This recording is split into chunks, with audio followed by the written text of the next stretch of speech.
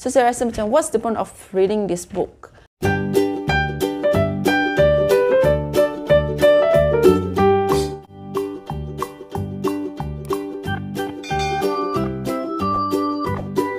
Hai, Assalamualaikum. Saya Hana and you're watching my booktube channel. Okey, hari ini kita nak mengulas tentang sebuah novel karya Tuan Hilal Ashraf yang bertajuk Takdir. Buku novel ni, dia adalah trilogi, maksudnya dia ada 3 siri dalam satu topik lah, satu tajuk ni, iaitu siri Takdir. Dia panggil trilogi Takdir. Ini adalah buku pertama dia dan tajuknya adalah Takdir Cahaya yang Tidak Terpadam. Okey, buku ni dia agak tebal. Ada almost, kita buang yang iklan-iklan semua ni. So lebih kurang 529 muka surat. So buku ni dia disebabkan sangat tebal, jadi dia punya tulang cepat sangat terpatah. Tak tahulah sebab saya yang ganas ataupun buku ni memang senang terpatah dia punya tulang ni. So a bit kecewa bila kita buka buku tu, dia jadi macam ni. You see? I'm so sad. Tapi sebaiklah dah balut dia, so kalau dia tercabut pun dia still masih melekat antara satu sama lain. Hopefully.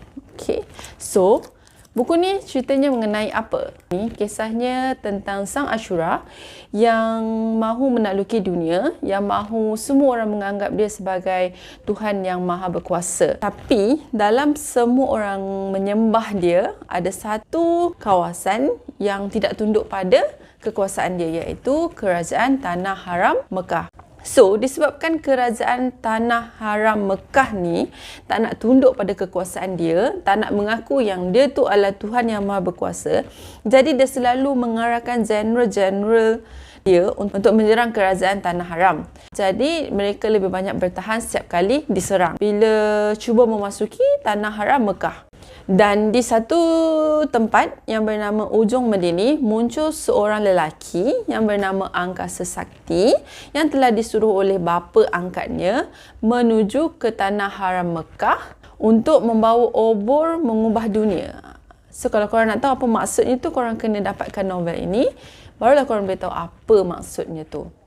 Okay, so apa yang menariknya dengan kisah trilogi Takdir siri 1 ni? Antara perkara-perkara yang saya rasakan menarik adalah novel ini dia menceritakan tentang manusia yang mempunyai kebolehan atau kelebihan untuk mengeluarkan aura atau tenaga dalaman. Dalam novel ni dikisahkan tentang seseorang itu, lagi tinggi aura atau tenaga dalaman yang dikeluarkan, dia boleh menekan ataupun dalam English kita panggil give pressure dekat orang yang mempunyai tenaga dalaman yang rendah. So lagi tinggi tenaga dalaman seseorang itu ditampilkan, kiranya menunjukkan dia lagi berkuasa dan boleh menindas orang yang mempunyai tenaga dalaman yang kecil ataupun rendah. And then dengan menggunakan tenaga dalaman ni dikatakan boleh membuatkan pedang yang tumpul menjadi tajam dan boleh mencederakan orang yang kita lawan lah. And then penulis dia ada terangkan kenapa berlakunya ataupun kenapa wujudnya orang-orang yang mempunyai kelebihan untuk mengeluarkan tenaga dalaman. Yang kedua adalah hati manusia Allah yang pegang. Dalam novel ini ada mengisahkan tentang orang yang dulunya Islam, tapi kerana diasak sikit, digertak sedikit, mengubah kepercayaan dia dengan menyembah sang Ashura. Ada juga golongan yang bila diasak, digertak sikit, mengaku yang masih memegang agama Islam, tapi pada masa yang sama mahu orang ramai mendengar kata-kata sang Ashura. Jadi sampai sehingga sanggup mengkhianati negara sendiri, mengkhianati orang sekeliling. And then teknik-teknik peperangan dalam novel ni banyak berpandukan atau banyak diambil, diadaptasi, diaplikasikan daripada peperangan-peperangan dalam Islam. Dan seperti biasa, novel-novel Tuan Hilal Ashraf ni dia sangatlah banyak watak-watak yang muncul. Dan watak yang saya rasa paling menyerlah, paling nampak perkembangan dia dan yang paling saya suka adalah watak Aizan Fahmi. Pada mulanya watak Aizan Fahmi ni dia tak banyak keluar tau. Dan dia cuma disebut-sebut sebagai anaknya Rufaizan, abangnya Maisara. Itu je watak dia. Tapi selepas apa yang berlaku pada Maisara, watak Aizan Fahmi ni dia semakin berkembang. Dan bila dia berkembang, kita nampak perubahan watak ni daripada seorang yang dia memang dah general kerajaan Tanah Haram Mekah dan dia memang dah kuat, tapi kita boleh nampak yang dia punya watak tu seiring dengan perjalanan cerita, watak dia semakin kuat dan kita boleh nampak yang ada perubahan dalam dia punya karakter. So, apa yang tak menariknya tentang novel ini adalah novel ni dia nyaris membuatkan saya TNF buku ni. Saya nyaris tak dapat habiskan novel ini. Kenapa? Okey, jom saya cerita kenapa saya nyaris TNF. Pertama, bila saya tengok review ataupun saya baca review dekat Goodreads, dekat mana-mana platform ada buat review tentang novel ni, kebanyakan mereka menceritakan yang novel ni watak utamanya adalah angkasa sakti. Jadi, persepsi saya ketika dikatakan angkasa sakti itu adalah watak utama dalam novel ni, jadi saya sentiasa menanti-nantikan watak angkasa sakti. Maksudnya, tak sabarlah nak tengok aksi angkasa sakti dan sebagainya. Tapi bila saya baca novel ni, dalam fikiran saya terus rasa macam, kata angkasa sakti ni watak utama, tapi kenapa watak dia tak menyerlah? Sebaliknya, watak yang paling menyerlah dalam siri pertama ni adalah Aizan Fahmi, pada pendapat saya lah. Jadi, saya nyaris tak boleh habiskan buku ni sebab bila anggapan dengan angkasa sakti tu watak utama, tiba-tiba dia tak muncul banyak kat dalam novel tu. So, saya rasa macam, what's the point of reading this book? Macam tu. Tapi, saya betulkan balik persepsi saya. Saya baca balik dia punya sinopsis. And then, barulah saya tahu sebenarnya kisahnya adalah tentang kerajaan Tanah Haram. Sentiasa diserang oleh Jeneral Sang Ashura dan mereka ni banyak bertahan.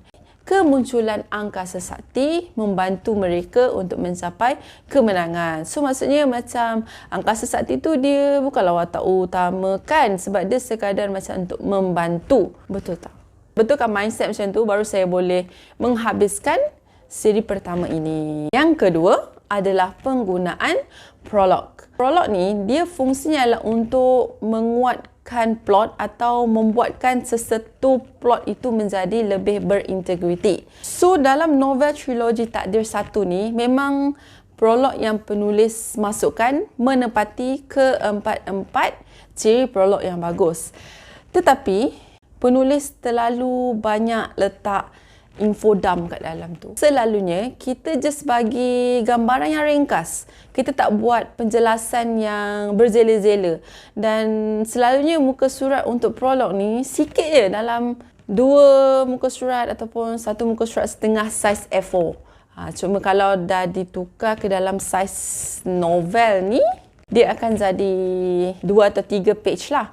Yang berbezanya dengan trilogi Takdir 1 ni, dia sampai 21 muka surat. So, dia dah macam jadi satu bab. Dan sebenarnya semua pages ni boleh dikurangkan bila penulis keluarkan infodump yang ada kat dalam tu. Antara infodump yang ada, yang saya perasan adalah penulis mengenalkan secara terperinci siapa tu Rufaizan.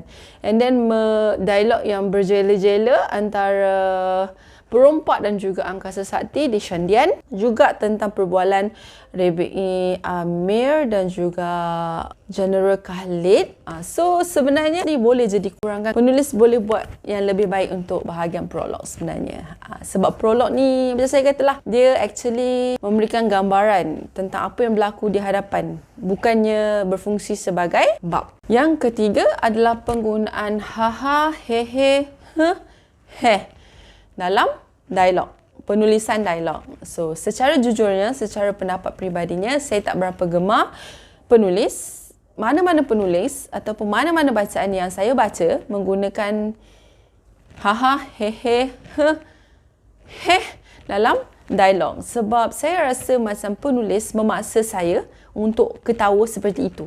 Sedangkan bila baca novel, saya nak satu perasaan di mana saya bebas untuk membayangkan apa sahaja. Daripada kita meletakkan bunyi-bunyi seperti itu, kita boleh je show pada pembaca yang watak tu sedang ketawa sinis, ketawa terbahak-bahak dan sebagainya. Dalam banyak-banyak babak ataupun quote dekat dalam novel trilogi Takdir ni, saya paling suka satu babak di mana ketika itu Aizan Fahmi, dia dah nak berperang dengan tentera General Sang Ashura.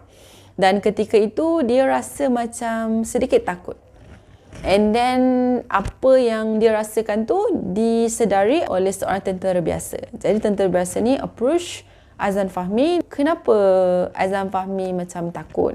Adakah Aizan Fahmi ni takut untuk mati ke? And then Aizan Fahmi kata, ya, dia memang takut mati. Tapi pada masa yang sama, dia takut sekiranya dia mati, apa yang akan jadi pada ummah selepas dia mati. And then apa kata-kata tentera biasa tu, dia macam membuka minda lah sebenarnya. Sebab dia kata, sebenarnya kita berusaha sahaja untuk menjaga. Ini adalah tanggungjawab kita. Tetapi Allah itu jugalah yang sebenarnya yang menjaga. Jika kita gugur, Allah yang Maha Berkuasa atas segala-galanya tetap tidak akan membiarkan agamanya ternoda. Kita amat yakin, walau apapun yang berlaku ke atas ummah hari ini, esok lusa Allah Subhanahu Wa Taala akan menghantarkan pengganti untuk menyinarkan cahayanya. Tetapi sebagai manusia yang sedar dan bertanggungjawab, kita perlu bangkit dan berusaha agar yang Maha Berkuasa atas segala-galanya memasukkan kita antara mereka yang beruntung kerana berusaha menjaga agamanya. So itu adalah antara babak-babak yang saya suka dalam novel ini. Novel ni dia sangat sesuai untuk semua orang, para remaja juga orang dewasa. Sebab novel ni selain daripada menyediakan atau menyajikan babak-babak aksi, babak-babak thriller, suspense, tapi dia turut menyediakan atau memasukkan atau ada unsur-unsur Islami dekat dalam novel ini. So, itu sahaja ulasan saya untuk kali ini. Sekiranya korang merasakan video ini bermanfaat untuk pemilihan bahan bacaan korang, jangan lupa, jangan segan untuk klik like dan share. Sekiranya korang ingin melihat ulasan-ulasan terdahulu saya tentang novel-novel Hilal Ashraf yang sebelum ini, boleh klik di sini dan juga di sini. Dan jangan lupa untuk tekan subscribe bagi mendapatkan update terkini bila saya upload video di channel ini. Jadi, sehingga kita bertemu lagi, let's drop everything and let's start to read.